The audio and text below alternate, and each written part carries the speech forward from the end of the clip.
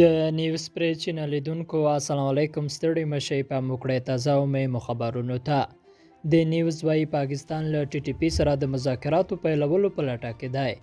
د نیوز پاکستاني ورځپاڼه لیکي چې پاکستاني طالبان د پاکستان د حکومت او نورو برخو لپاره په ګواښ بدل شوي دي.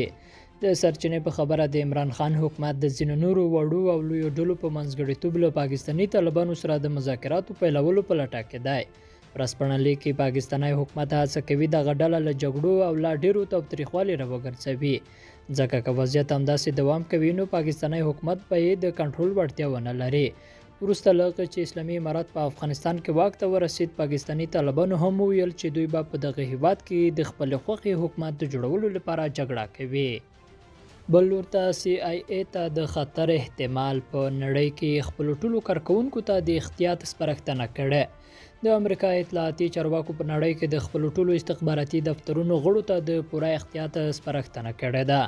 د رسنیو د راپورونو له مخې امریکا ویلي چې پاکستان، ایران، روسیه او ځینې نور هیوادونه په ګډه د امریکا د استخباراتي اداراتو په تیره د سی آی ای دفترونه غړي او فعالیتونه څاري، نو ځکه باید په خپلو فعالیتونو کې له پوره احتیاط کار واخلي.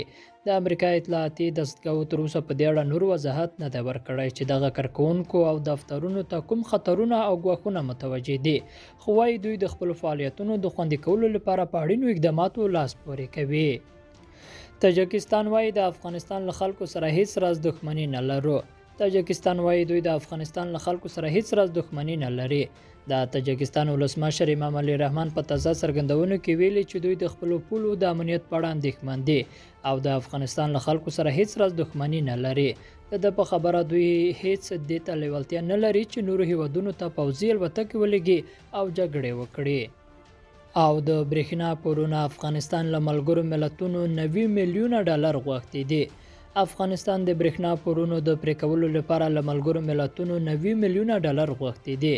د راپورونو له مخې د افغانستان برېښنا شرکت وايي هڅه کوي د تیر حکومت د پورونو پرې کولو لپاره لارې چارې پیدا کړي او وکړای شي چې ژر تر ژره پر دغه شرکت پاتې پورونه پرې کړي.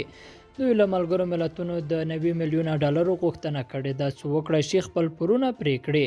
برېښنا شرکت وايي چې دوی دمګړی د ایران 25 میلیونه ډالر، د تاجکستان 11.2 میلیونه ډالر، د ازبکستان 9.9 میلیونه ډالر او د ترکمنستان 15.1 میلیون ډالر پور راوړي دي. تر دې وړاندې هم ځینو رسنیو ویلي وو چې ښایي برېښنا شرکت خپل پورونه پرې نشي کړای او ګاونډي هیوادونه خپله برېښنا پرې کړي، خو یا د هیوادونو پر دې راپور غبرګون نه دی ښودلی. لیدونکو له غوږ نیونې مننه. ښې چارې.